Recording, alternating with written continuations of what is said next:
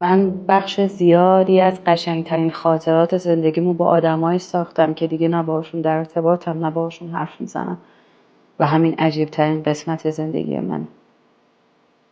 بعضی فصلهای زندگی پر خنده است، پر عشق، پر صحبتهای آخر شبه، پر قول و قراره، ولی با این حال بدون خداحافظی تموم میشه. همیشه خداحافظی در کار نیست. بعضی از آدما کم کم از زندگیمون محو میشن و فقط هم یه مش خاطره ازشون باقی میمونه.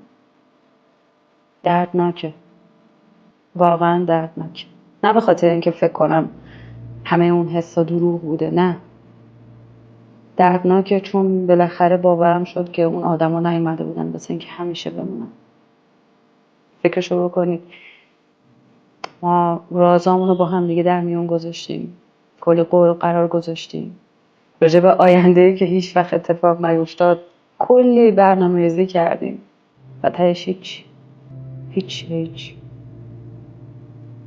ولی اگه زمان بازم برگرده عقب، دلم نمیخواد اون خاطراتو از زندگیم حذف کنم.